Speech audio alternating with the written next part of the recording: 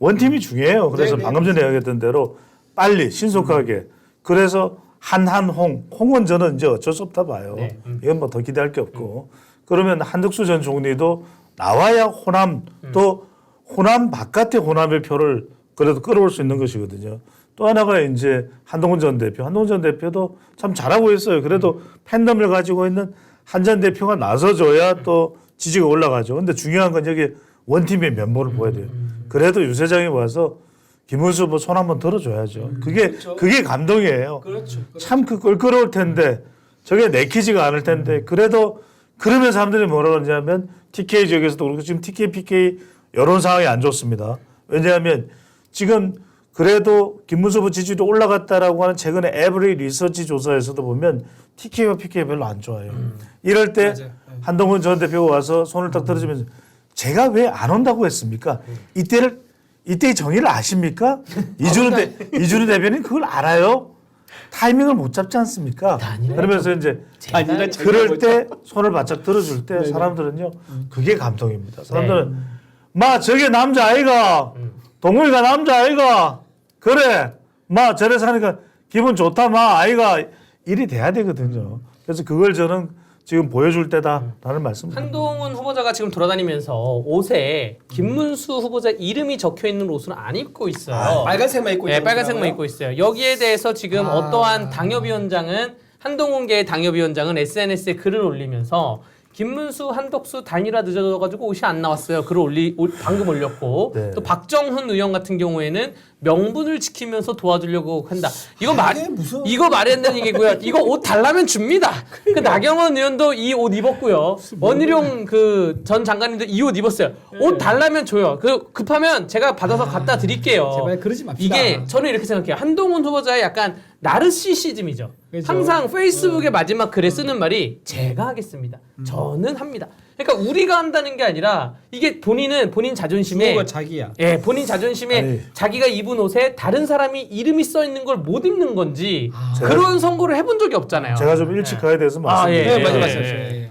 이럴 때 한동훈 전 대표에 대해서 그런 평가를 하잖아요. 뭐 이제 이거는 뭐 제 평가가 아니라 뭐 좋아하는 분들의 평가예요. 뭐 완소남, 네. 완전 소중한 뭐 남자에서 좋아하시는 분들이 많잖아요. 네, 이런 걸 내려놓을 때 한동훈 전 대표는 더 커지는 겁니다. 맞습니다. 본인이 명분도 찾고 또 껄끄러움도 떨쳐내기 힘들고 이럴 때 그걸 다 내려놓을 때 배종찬 소장이 먹고 싶은 닭강정이 왔는데도 그걸 우리 이준호와 강대규를 위해서 내려놓을 때 사람들 감동하는 거. 당연히 배 소장 배추 더 싸가 다 처먹겠지 생각합니다. 닭강정 다 먹겠지 생각하는데 저는 제가 좀 살이 빠지더라도 네. 우리 대규와 준우를 위해서 제가 내려놓겠습니다. 그러면은 당장 TK, PK 좀 앞으로 한동훈 전 대표도 큰일 나려면 이 적이 중요하지 않습니까? 네. 어떻게 평가하겠습니까? 서문시장에 가보면요. 그 모습을 보면서 봐라! 동호이가 남자 아이가 자갈치장 가면요. 네가 상남자다. 동호이 네가 막 멋지다. 왔다 뽕이다. 이럽니다. 저는요. 정말 중요한 것은 여러분들이 이 감동을 끌어내는 것은 다른 사람들이 다 그렇게 안 할 거예요. 그럴 때 내려놓을 때. 우리 강대규 변호사가 정말 그 닭강정 본인이 먹어야 됨에도 형님 드세요 하면서 내려놓을 때. 그럴 때 사람들이 감동하는 것이거든요. 그래서 저는 지금은 그 감동을 정말 곳곳에서 만들어내야 네. 반전이 있는 것이다. 선거가 지금 어렵지 않습니까? 그럴 때 한덕수 전 총리도 와서 손을 보태고 또 한동훈 전 대표도 하나가 되고 원팀이 되고 유니폼을 입고 김문수 이름이 적혀 있는 것 그거 쉽지 않아요. 근데 그걸 해낼 때 우리 강변이 이야기했던 대로 강원대학에 치킨가스도 있는 거고 네. 부산 동의대학에 닭꼬치도 있는 것이고 저는 이런 게 가능해야 선거는 유권자들이 그 모습을 보면서 투표 포기했던 사람들 그래 저런 걸 하면 난 투표소 갈 거야 하는 마음이 생기는 거죠. 맞아. 예. 네, 오늘도 일찍 가보시는 배종찬 소장님 가시면 저희가 또 이어서 얘기를 나눠보도록 근데 하겠습니다. 누가 그러더라고요. 제가 가고 나면 제 욕만 한다면서요. 아닙니다. 아닙니다. 어떻게 들으셨네요. 네, 아닙니다. 자, 우리 한동훈 네. 얘기를 좀 이어가다가 다음 여론조사 얘기를 좀 해볼까요? 그러면 예, 좋습니다. 이 한동훈 대표께서 그 선거 유세를 해주는 거는 환영을 하고요. 그 세 가지 조건에 대해서 말씀을 네. 지금 꾸준히 하고 있는데 네. 지금 그 세 가지 조건에 대해서 안 지키고 있음에도 불구하고 그 김문수의 지지자가 계속 상승세로 조금씩 올라가고 있단 말이에요. 만약에 상승세가 아니라 하락세라고 하면 한동훈 그 전 대표의 말을 들을 만한데 지금 상승세를 타고 있어가지고 네. 여기에 만약에 또 다른 전략을 수정하게 되면 요거는 또 표가 또 갈릴 수가 있다라고 말씀을 드리면서 이번 주 내로 빠른 시일 내에 김문수 후보자를 만나서 직접 손을 들고 했으면 그렇죠. 좋겠습니다. 네. 왜냐하면 그 팬덤이 어마어마하더라고요. 네. 현장에 갔더니. 지금 네. 뭐 얘기 들어보니까 뭐 이제 한동훈 측근들 얘기는 이렇습니다. 뭐 김문수 후보와 한동훈 후보가 나눠서 각자 돌아야지 더 전국을 빨리 커버할 수 있지 않겠느냐라는 그런 얘기를 하던데 전혀 저는 공감할 수 없는 좀 얘기였었다라고 좀 개인적으로 그렇게 느끼고요.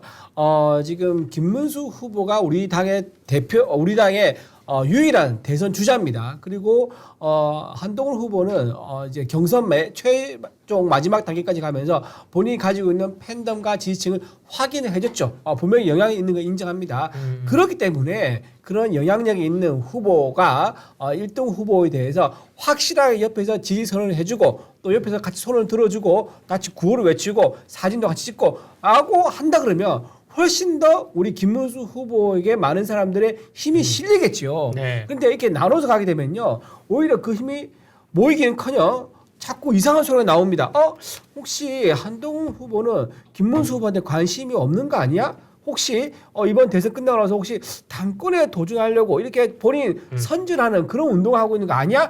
라고 오해를 살 수 있는 거예요. 이런 오해가 당의 분열을 가져온 거 아니겠습니까? 그래서 이런 불필요한 오해를 사지 않기 위해서라도 저는 어제 맨 처음 시작할 때 정도는 김문수 후보의 손을 잡고 그다음부터 이제 인사를 하는 거죠.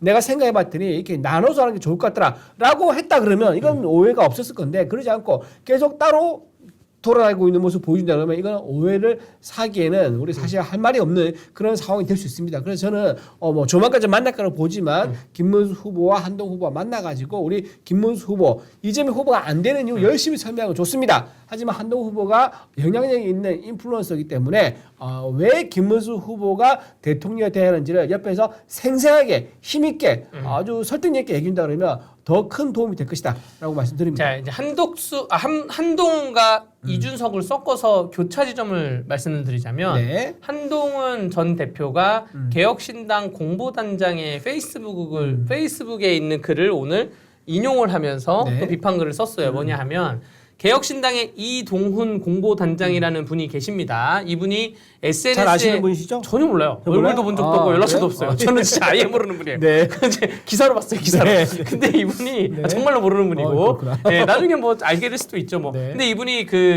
어떠한 글을 썼냐면 국민의힘에서 연락이 많이 온다. 당권을 줄 테니 단일화를 하자. 당권을 줄 테니 뭐 대통령은 김문수로 가자. 이 친윤계 인사들이다. 연락이 오는 사람들이 그러면서. 이 대선 이후에 이 당권 구도를 염두에 둔 계산이고 이분들은 한동훈이 대선 이후에 당권을 잡을까봐 노심초사한다. 차라리 아하. 이준석이 당권을 가져가는 게 낫다고 보는 것이다. 이런 글을 올렸는데 네. 일단은 제가 다소 좀 비판을 드리자면 공보단장의 자리면 공보단 그 공문으로 얘기를 해야지 이걸 SNS에 너무나 가벼운 글을 좀 쓰신 게 아닌가. 네. 근데 그래서 저는 이분을 처음 알아가지고 그 이정글도 보니까 저는 글을 가볍게 쓰거든요. 네. 왜냐? 저는 아무런 당직이 없으니까. 네, 네. 저는 그냥 일개의 변호사이니까. 근데 공보단장으로서 한 정당에 계신다면 너무 글을 가볍게 쓰시면서 근데 이게 또 한동훈 후보자를 한동훈 전 대표를 긁었어요. 한동훈 전 대표가 이걸 또 인용하면서 나는 친윤 구태 정치를 따라가지 않습니다. 또 이렇게 글을 또 썼어요. 다시 또 이게 또 갈라치기의 또 하나의 그 마중물의 역할이 된 거란 말입니다. 네. 제가 좀 건방진 말씀을 드리겠는데 우리 이준우 대변인님이나 저나 이 바닥에 이 정치권에 한나라당 때부터 한 20년 있었잖아요. 친윤이라는 그러한 어떤 결사체, 공도체 이게 뭐 3, 4년 전에만 생겼던 것이지 그 전에 쭉 봤을 때 뭐 친이 친박 삼김 시대부터 시작을 할까요? 삼김 시대가 있었고 민주당에는 뭐 DJ가 옛날 동교동계 서교동계가 있었고 뭐 친노계가 있고 하다못해 친문계도 친노에서 파생된 거잖아요. 네네. 친이 친박은 자생으로 대선을 한 10년 정도 준비해온 그룹이고 근데 속칭 친윤계라는 결사체는 저는 없다고 봐요. 이거는 제가 국회 생활을 하면서 이러한 뭐 2, 3년 사이에 그 외부에 있는 검찰총장 대통령으로 모셔와가지고 딱 형성된 그 단체인데 이러한 결사체는 저는 없다고 봅니다. 뭐 지금 한동훈 후보자께서 뭐 친윤 구태 정치 이러한 표현을 쓰는데 이미 없어요. 이미 없고 예전에 정말로 제가 보기에는 우리 국민의힘 당내에는 뭐 삼김 시대에서 뭐 YS계가 있었고 그다음에 친이 친박계가 있었던 것이고 민주당에는 뭐 친노계가 있고 거기서 파생된 친문계가 있고 지금 뭐 이재명계는 좀 있는 것 같아요. 이제 많이 형성됐죠. 근데 지금 친윤 뭐 이런 구태 정치 이런 건 없습니다. 제가 단호하게 말씀드리겠습니다. 건방지게 말씀드리는 거예요. 없어요. 그런 결사체가. 네. 네. 자, 아까 네. 그 댓글 중에 재밌는 거 제가 봐가지고 말씀드리는데 지금 이제 이준석 후보가 이제 전국을 돌면서 학식을 하지 않습니까? 네. 대학교를 도는데 서울에 오게 되면 지금 광주에 한 3, 4일 정도 있었단 말이에요. 네. 이번 또 가천대 갔는데 서울에 오면 거기를 가라. 바로 중앙대를 가라. 자, 중앙대가 뭐 중앙대에 나온 제 후보가 누구죠? 바로 이재명이죠. 이재명, 예. 이재명을 본질에서 직접 들어가서 본질에서 한번 매겨봐라. 이제 이런 얘기 같아요. 그래서 중앙대 가서 이제 학교 식당 있죠. 거기 학교 식당 가서 중대에 있는 젊은 청년들과 함께 네. 접수하는 모습을 보여준 것도 나쁘지 않게 생각 들어요. 가겠다. 네. 왜냐하면 갈것 같아. 오늘 가천대 간 것도 네. 2016년에 그 당시에 이재명 후보자가 네. 성남시장 시절에 가천대 석사 논문 표절 시비 의혹이 있으니까 그렇죠. 뭐라 말했냐면 맞아. 제가 중앙대를 나온 사람입니다. 맞아. 제가 이름도 모르는 대학을 하기를 제가 왜 신경 씁니까? 그러니까 이름도 모를 대학이라고 가천대를 비하했단 말이에요. 네. 그래서 오늘 가천대를 간 것이라 보여지는데 다음에 바로 중앙대를 이제 찍겠네요. 중앙대 그렇죠. 식당은 어디가 맛있는지 아시나요 혹시? 그 학생수도 하나 큰거 하나 있는데 학생 이제 그 중앙도서관 옆에 길 건너편에 우리은행이라고 있습니다. 우리은행 그 안쪽에 들어가면 거기 학생시대 큰 게 있어요. 네, 거기에 네. 옛날 라면이 참 진짜 네. 정말 라면 맛있었는데 지금도 라면이 맛있는지 모르겠습니다만 중앙대를 네. 갈 때 권성동 전 원내대표랑 같이 가는 게 의미가 있을까 또 고민도 되기도 하고요. 그렇네. 어떤 그릇이 같이 하면 나올지. 좋죠. 예. 왜냐하면 어차피 단일화 염두에 두고 있다 그러면은 네, 예. 안철수 의원도 같지만 권성도 의원도 같이 가고 네. 또 지금 열심히 지금 또 설득하고 있는 김용태 비대위원장도 네. 같이 가서 우리 본진에 가가지고 네. 한번 딱 당당하게 한번 목소리 내는 거 이것도 좋죠. 네. 오늘 그 이준석 그 후보자 얘기를 좀 많이 하는데 가천대 오늘 방문할 때 가천대에 이준석 방문 무슨 반대 추진이 해가지고 막 반대 시도 반대 시라기보다는 반대한다는 글도 막 올라오고 막 그랬대요. 그러니까 벌써 이러한 정치인이 된 겁니다. 저는 예전에 우리 당의 그 돌아가신 정두원 의원님, 예, 강용석 의원, 조전혁 의원 모시고 조선대학교를 갔다가 계란을 맞은 적이 있습니다. 본인도? 예, 막 날라오니까 막 맞아가지고 이 뭐야? 오지 마라. 대학생들하고 그때 대화하러 갔는데 어. 반 MB 투쟁 본부 무슨 대진영 같은 그런 단체들 대진영 제가 와서 계란을 던져서 그때 어떻게 했냐면 와 그때 정말 그 정두원 의원, 조전현 의원, 강용석 의원이 이분들이 정말 큰 정치인이라고 느낀 게 뭐냐면 다 맞은 다음에 딱 끝나요 뭐라냐면 다 들어오세요. 우리 어차피 대학생하고 대화 나누려고 왔으니까 다 들어와. 다 들어온 다음에 마이크 저기 먼저 줘. 뭐 얘기 나눠보자 해서 거기서 받은 마이크가 왜 우리 선배들을 국가보안법으로 잡아갑니까? 그러니까 정두원 의원님 한마디 하는 게 언제 잡아갔죠?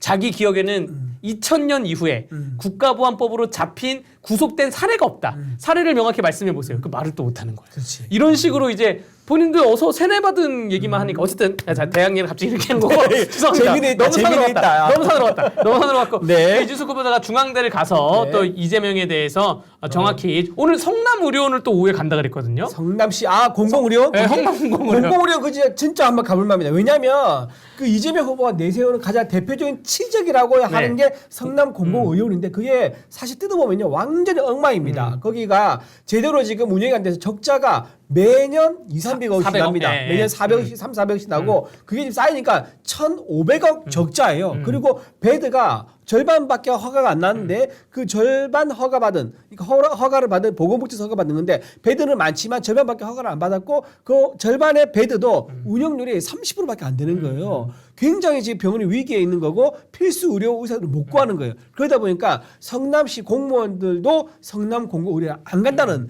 그런 황당한 얘기가 들립니다. 이게 어떤 의미가 있느냐?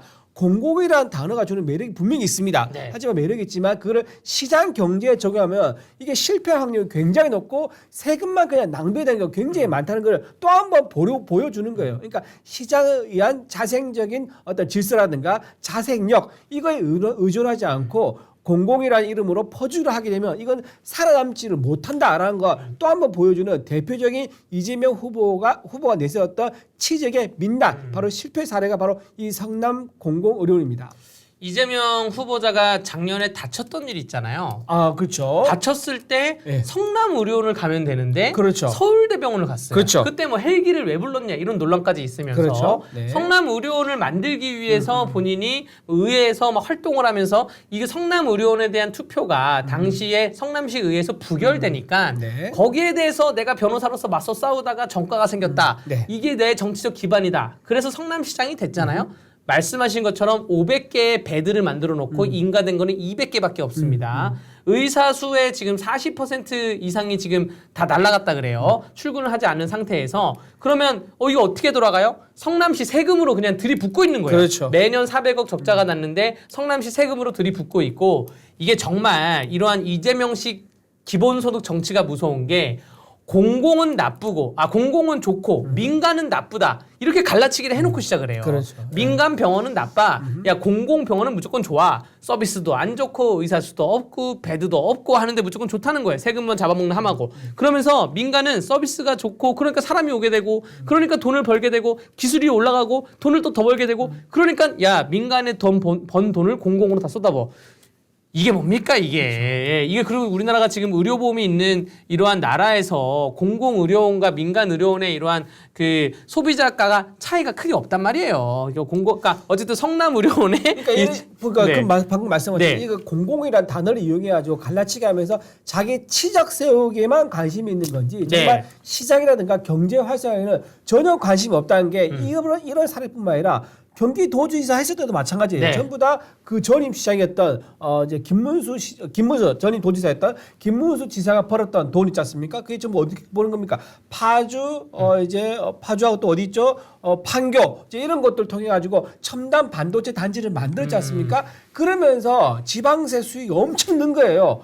경기도가. 네. 근데 그렇게 고가를 다 채워놨더니 엉뚱하게 이재명 지사가 와가지고 그걸 다 퍼주게 한 거예요. 뭐냐? 무상 교복, 무상 산후조리원, 토지 배당, 청년 배당 등등 이름으로. 그러면서 재난 기본소득이라는 것도 퍼주겠는데 그 재난 기본소득 나중에 다 퍼주고 나서 한국은행에서 조사를 해봤어요. 이게 어떻게 경기도에 실제 쓰였는가 알고 보니까 20-30%만 시장 경제에 효과가 있고 나머지 그러면 70-80% 뭐냐? 전부 다 자기 빚 가운데 쓰고 네. 자기 저축했다는 거예요. 이게 통계학 재정 전문가들에서 확인한 결과가 나온 거예요. 이게 이제 좀 전문적으로 들어가면 재정 승수라는 게 있는데 재정 승수 1 그러니까 1이면 본전입니다. 정부가 돈을 풀었는데 그 푼 만큼의 돌아왔다. 경제 효과가 있었다면 그게 1이에요. 근데 제가 투자한 것보다 더 많이 경제 효과가 있었다라면 이제 1.5, 2가 되는 건데 그때 이제 이재명 후보가 경기도에 돈 풀었을 때 그때 재정 수수가 얼마인지 아세요? 0.2입니다. 0.2. 예. 세상에 0.8, 0.7 돼도 이게 잘했니 못했니 따져가지고 막 굉장히 자리가 흔들 정도인데 네. 0.5도 안에 0.2밖에 재정 수수가 안 나왔다는 것은 완전히 돈을 그냥 갖다 버렸다 그 얘기예요. 그러니까 경제 활성화 효과도 전혀 없었다는 게 지금 드러났는데 이거를 지금 어떻게 했던 거죠? 대통령이 되면은 본인의 기본 정책 삼아가지고 전국에 다 재정을 한번 뿌려보겠다는 거 아니겠습니까? 성장을 해서 분배를 하는 게 아니라 분배를 시켜가지고 성장을 시키겠다는 전 세계 어디에도 없는 그런 경제론이죠. 그거를 또 들고 나와서 얘기한 게 바로 먹튀 이제 그죠 노쇼 주도 성장 그 네. 얘기를 지금 또 하고 있는 겁니다. 호텔 얘기 아시죠? 네. 결국 뺑뺑 돌아서 뭐 경제가 마을 산다 그러는데 결국은 그 호텔은 그 노쇼한 사람이 10만 원 찾아가면요. 그 10만 원은 이미 썼는데 어디서 그 10만 원 줍니까? 본인 빌리든가 아니면 네. 돈을 찍고 대든가 해야 되는데 결국 호텔이 망하지 않습니까?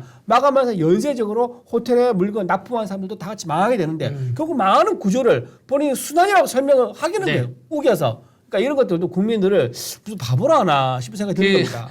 그리고 그런 게 있죠. 지금 호텔 무한동력 누가 비판해달라고 하셨는데 네. 이 경제에서 호텔 무한동력의 정치화 버전 보셨어요? 예를 들어서 내가 투표할게. 난 이재명에게 투표할게. 해놓고 나서 실제 투표는 김문수에게 합니다. 네. 그래도 이재명에게 투표할게라고 말은 해놨으니 우리나라가 활기가 있어 돌아간다.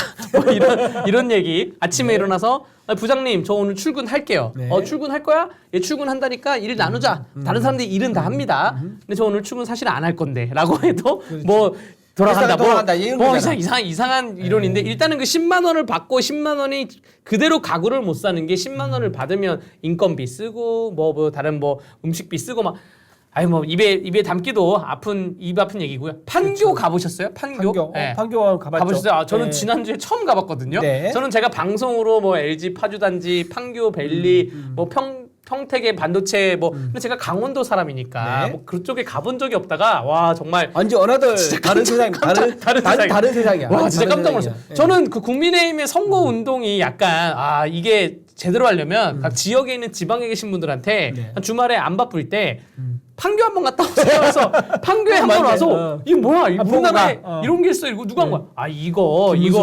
김문수가 있다. 온 김에 그러면 반도체 공장도 와 이거 누가 했어? 이게 김문수가 있다. 그럼 이재명은 뭐 했어? 자, 대장동 한번 가보시죠. 대장동 보고 요게 이제 대장동 천화동인 1호가 뭐 한 겁니다. 뭐 이런 식으로 얘기를 하면 이게 실질적인 선거 그 운동이 되지 김문수 않을까. 후보였던 것 중에 굉장히 좋은 이제 모델의 사업 모델을 뭐가 있었냐면요. 그 이제 경기도 부지가 있는데 거기다 네. 건물을 올리고 그 GE 연구소라고 있어요. GE. 제너럴 제너럴 일렉트로닉. 일렉트로닉. 예, 미국에 있는 유명한 이제 예, 에디슨 회사. 에디슨 회사인데 거기 연구소를 유치합니다. 어. 어떻게 유치하느냐?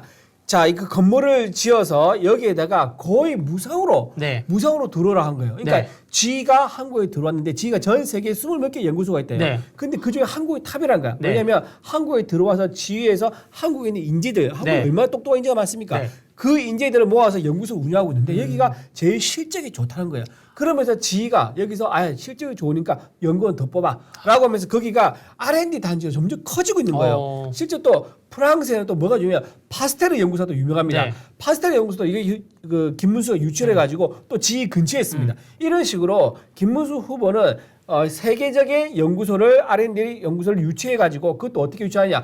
이거야말로 정말 획기적인 방법인데 거의 공짜로 유치시켜서 여기서 선순환해서 경제를 활성화시키고 기술을 개발하고 세계적인 인재를 모으고 그 인재가 우리나라에서 다시 또 결국 그 연구소에 다시 또 우리나라 기업으로 이동하지 않겠습니까? 그러면 그 기술이 돌고 돌아가지고 우리나라 또 기술의 혁신을 가져가고 이런 식으로 생태가 성장하는 생태를 만드는 거예요. 근데 이제 이재명 후보는 그 반대죠. 이런 돈을 나눠주는 거. 그럼요. 유상 뭐 네. 복지 그다음에 뭐 K 엔비디아 만들어가지고 거기서 수익이 나면 돈을 강제로 뺏어가지고 정부에 배당하자. 자 이런 식으로 성장 이전에 분배를 먼저 생각하는 이런 사람이 국가 지도자가 된다 그러면 그 기업은 그 나라는 성장을 할 수가 없습니다. 서서히 무너지는 길밖에 없다. 아르헨티나 길로 가는 거 우리는 반드시 막아야 된다 생각합니다.